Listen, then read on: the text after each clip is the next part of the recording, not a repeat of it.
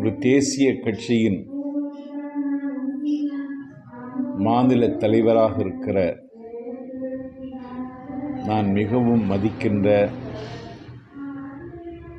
நயினார் நாகேந்திரன் அவர்கள்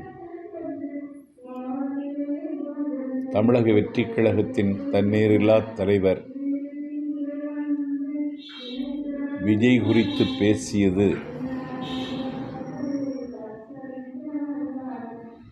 எனக்கு மிகுந்த வருத்தத்தை தந்தது என்பதை விட என்னுடைய கடுமையான கண்டனத்தை நான் பதிவு செய்கிறேன். ஒரு தேசிய கட்சியின் தலைவர் என்பதை மறந்துவிட்டு எங்கள் தலைவரை அழுக்காக்க அவர் எடுத்திருக்கிற முயற்சி முதலில் தேவையற்றது. எங்கள் தலைவரோ எங்கள் கட்சியோ விமர்சனத்திற்கு அப்பாற்பட்டதென்று நான் கருதவில்லை. ஆனால் தனிமனித விமர்சனங்கள் என்பது தவிர்க்கப்பட வேண்டியது ஒன்று என்பதை ஒரு தேசிய கட்சியின் மாநில தலைவர் எப்படி மறந்தார் என்று எனக்கு தெரியவில்லை. எங்கள் தமிழக வெற்றிக் கழகத்தில் ஒரு கிளைக்கழகத்தினுடைய செயலாளர் கடைப்பிடிக்கிற கண்ணியத்தை கூட ஒரு தேசிய கட்சியின் மாநில தலைவர் கடைபிடிக்கவில்லையே என்ற ஏக்கம்தான் எனக்கு. ஆகவே தமிழ்நாட்டில் ஒரு தவிர்க்க முடியாத மக்கள் சக்தியாக விண்ணுக்கும் மண்ணுக்கும் விஸ்வரூபம் எடுத்து நிற்கிறார் தலைவர் விஜய். அவருக்கு கிடைக்கிற வரவேற்பும் அவருக்கு கூடுகிற கூட்டமும் நயினார் நாகேந்திரனுக்கு ஆத்திரத்தை தந்திருக்கலாம். திமுகவே தாவேக்கா என்கிற பெயரை சொல்வதற்கு மறுக்கிறது, அவர்களுக்கு நாக்கு சுளுக்குகிறது.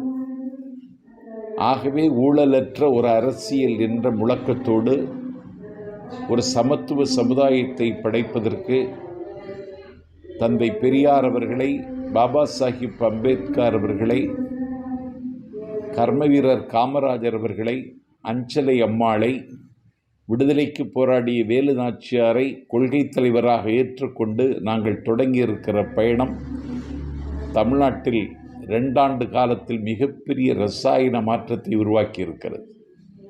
ஒரே நேரத்தில் 2 ஆதிக்க சக்திகளை, 2 அரசுகளை எதிர்க்கிற ஆளுமையும் ஆண்மையும் உள்ள தலைவனாக இன்றைக்கு இந்திய அரசியலில் கண்ணுக்கு தெரிகிற ஒரே தலைவன் விஜய் மட்டும்தான். ஆகவே அவருடைய பேச்சை கேட்பதற்கு கட்டுக்கடங்காத வாலிபர் கூட்டம் எல்லா இடங்களிலும் அலை அலையாய் அணி அணியாய் திரண்டு வருகிறார்கள். இன்றைக்கு இந்த வாய்ப்பு வேறு கட்சிகளுக்கு இல்லை. அந்த பொறாமையில், அந்த பொல்லாங்கில் இப்படி செய்யலாம். அதற்காக எங்கள் தலைவரை தனிப்பட்ட முறையில் விமர்சித்தால் கமலாலயத்தில் படிந்திருக்கிற கரைகளை முதலில் கங்கை நீரால் முதலில் கழுவுங்கள். ஒரு தேசிய கட்சியின் மாநில தலைவர்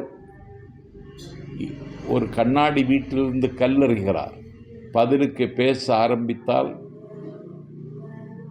எங்கே போய் முடியும் என்பதை நண்பர் நயினார் நாகேந்திரன் யோசித்திருக்க வேண்டும். ஆகவே இன்றைக்கு தமிழ்நாட்டு அரசியலில் முதலில் நாகரிகத்தை கடைபிடிக்க வேண்டும். நாங்கள் அந்த வகையில் தான் பிரச்சாரம் செய்கிறோம். அதிகாரத்தில் இருக்கிற அரசுக்கு எதிராக அடக்குமுறைகளை சகித்து கொண்டு நாங்கள் தொடர்ந்து முன்னேறி வருகிறோம். ஆகவே தனிமனித விமர்சனங்களை தவிர்த்துவிட்டு விமர்சனங்களை வையுங்கள். அதை எதிர்கொள்வதற்கு தாவேக்கா எந்த நேரத்திலும் தயார். தள்ளிப்போட முடியாத தாகமாக இருக்கின்ற தாவேக்காவை, அதன் மதிப்பிற்குரிய தலைவரை தனிப்பட்ட முறையில் விமர்சனம் செய்தால் உங்களினுடைய மறுபக்கமும் இந்த நாட்டில் அம்பலப்படுத்த வேண்டிய நிலைமை வரும் என்பதை தாவேக்காவின் பரப்புரை செயலாளர் என்ற நிலையில் நான் எச்சரிக்க கடமைப்பட்டிருக்கிறேன்.